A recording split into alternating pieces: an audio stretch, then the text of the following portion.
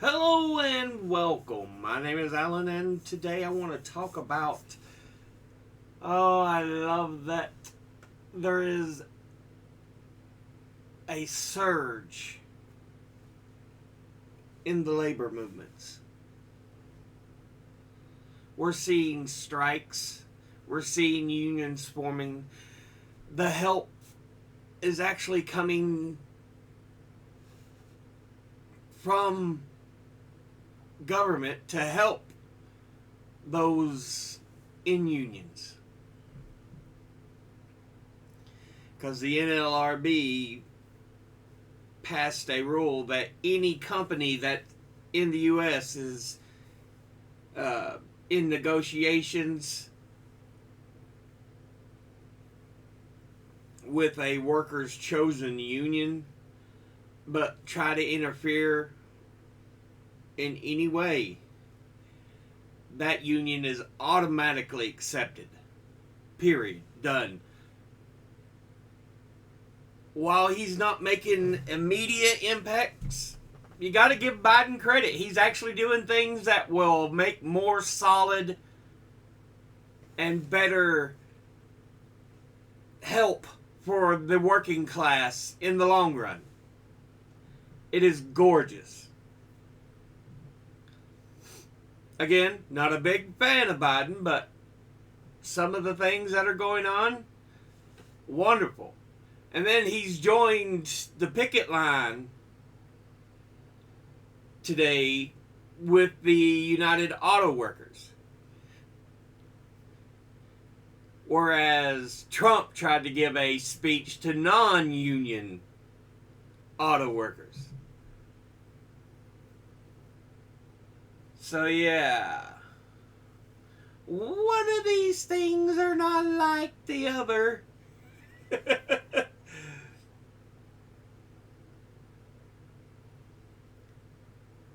Oh, goodness. Back the United Auto Workers. Back the Writers Guild, who just won the demands they requested. The Actors Guild, SAG-AFTRA, is still on strike. And then support these other company workers, like the Starbucks workers who have been fighting, the Amazon workers who have been fighting. We're seeing the growth of unions in America, and it's absolutely gorgeous.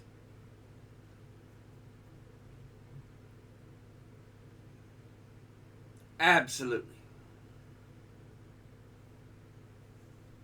Because honestly, your workers should have the right to unionize. It should not be interfered with by companies or, government corporate shills. If they want to have a union, they should have a union. They should have that right. Not everybody has to join, but if the majority want it, they should have the right to have it. Fact. Period. So yeah. I love that there is such a boom in pro worker, pro union activity.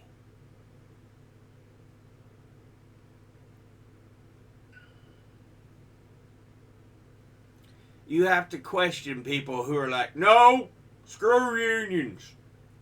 It's like, why? And I can tell you some things because I know from my own personal knowledge, my dad was not a member of the UMWA, United Mine Workers of America. He was not. My grandfather was. His dad, my grandfather, was a member of the United Mine Workers of America. but he was not. Which I've asked him why, and he says, I could make more money. And I'm like,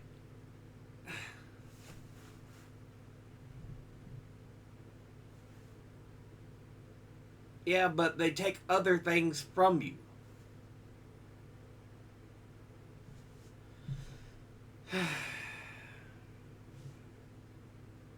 But some people see things as being better if they can get more in the short term.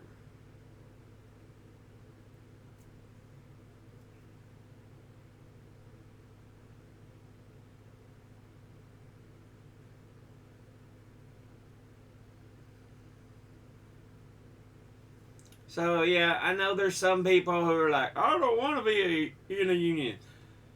Don't be in the union. But the others have the right to be so if, the majority requests it. Period. Fact. There's no argument you can use to counter that. Any you try to throw up are going to be less than a straw man argument. I mean, let's be honest. Because I'm already saying, if you don't want to be, you don't have to be.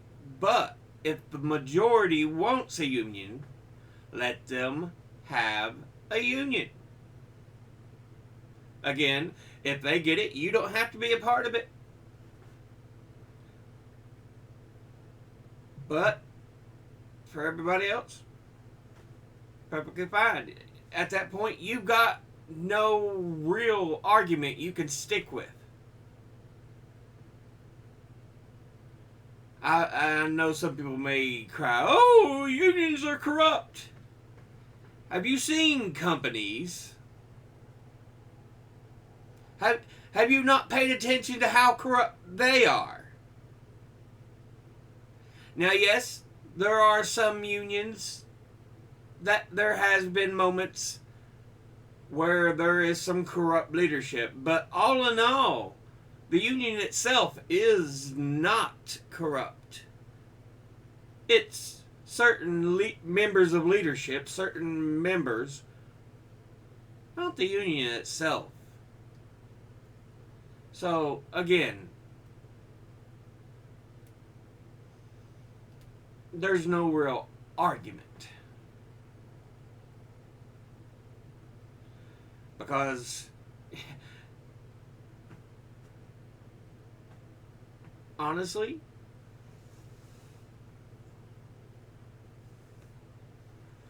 a union is for the average member. Because that's what it's supposed to be there to represent. To give the worker a voice against corporations and the big businessmen. Because the union is supposed to be, all right, we have the united power to push back.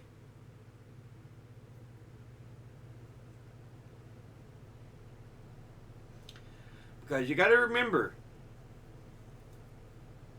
the last time there was a big boom in the desire to have unions, companies and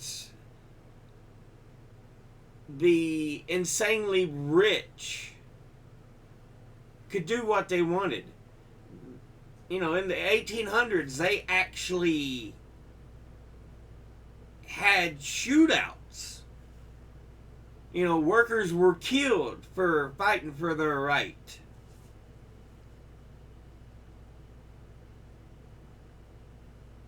Luckily, we're no longer in that situation, but there is still a vast need for unions.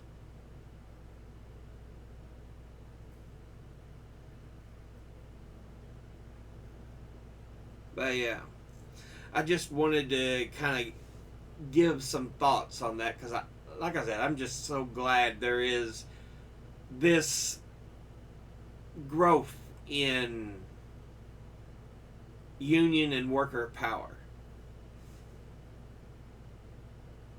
A movement that's been needed for a long time. Because, like I said, we fell back into a second Gilded Age.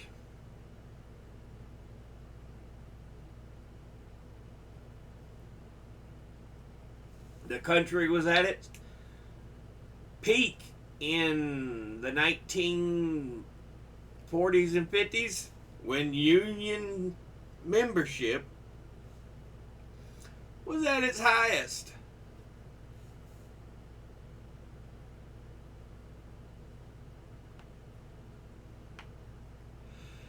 But we'll go ahead and end this episode here. As always, educate thyself. Think, read, study, learn. Someone tells you something you have trouble believing, ask them to cite their sources. Thank you all for watching. I'll see you all in the next one. Until then, later.